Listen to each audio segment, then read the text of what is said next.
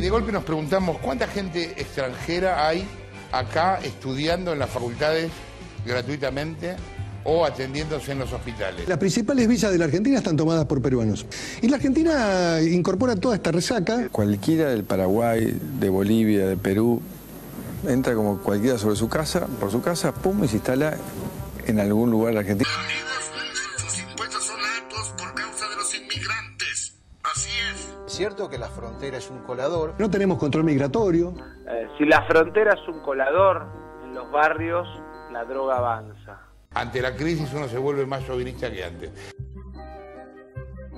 A delincuentes de países limítrofes que ingresan a cometer delitos. Que va a generar alguna controversia, la expulsión de extranjeros. Los inmigrantes ilegales, deshagámonos de ellos. Sí, ellos no vayan. Flaco, el único país que recibimos parásitos es acá. Acá te vienen 80 y que no se enojen, no me chupan un huevo. ¿Cuál es tu origen? Yo, salteña.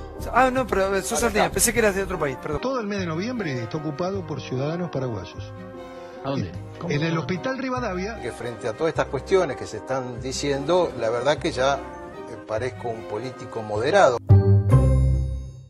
Los aprendices de Donald Trump parece que han brotado como hongos bajo la lluvia, ¿no? Ahora confrontemos un poco este discurso que parece que hubiese una invasión de migrantes de los países limítrofes a nuestro país con los datos duros, con la realidad. En 1980 la población extranjera en nuestro país llegaba solo al 6,8% de la población. Para 1991 este porcentaje había caído al 5%. Para el 2001 al 4,2% y en el último censo nacional del año 2010 se establecía en el 4,5%, es decir, muy por debajo del 6,8% de habitantes extranjeros que había en plena dictadura militar en el año 1980. Esto es una cifra que en una población de aproximadamente 40 millones no llega a los 2 millones, 1.800.000 habitantes extranjeros en general que están en el territorio argentino. El 60% de la población inmigrante en nuestro país trabaja en la rama de construcción, en el servicio doméstico y en el comercio. 5 de cada 10 lo hacen en condiciones de precarización laboral. En la construcción, por ejemplo, son solamente el 10% de los trabajadores. Solamente un 4% de los inmigrantes sudamericanos utilizaron en el último año el sistema de salud público, según los resultados de la encuesta de Protección y Seguridad Social, ENAPROS, publicados en un informe de la Organización Internacional del Trabajo. En la ciudad autónoma de Buenos Aires, menos del 0,1% de las internaciones fueron realizadas a extranjeros en general, de acuerdo con los últimos datos publicados en el año 2012 por el Ministerio de Salud de la Ciudad Autónoma de Buenos Aires. Contrastemos estos datos duros con la imagen que intentan dar Pichetto y otros, a los cuales el nazi Biondini se dio el gusto de decirle que él parecía un moderado en relación a las propuestas xenófobas, racistas, de estigmatización y persecución a los trabajadores inmigrantes que ellos están lanzando.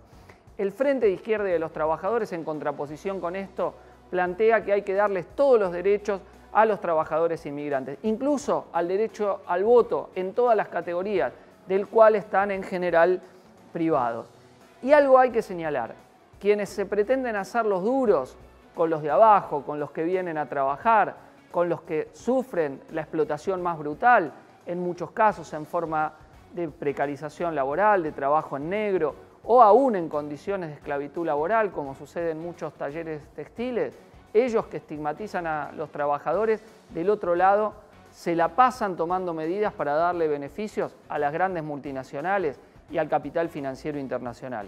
El mismo Pichetto votó la ley para engrosar los pagos a los fondos buitres.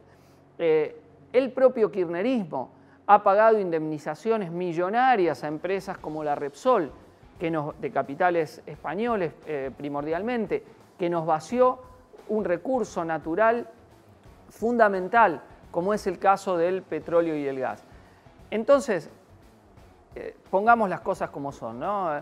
Desde estos políticos frente a la bronca que crecen los trabajadores por la pérdida de empleo, por la caída del salario, por las magras jubilaciones que perciben, se quiere encontrar un chivo expiatorio, se quiere atacar dividiendo a la clase trabajadora para que la bronca no se unifique contra los de arriba, contra la clase capitalista y los políticos a los cuales ellos sirven.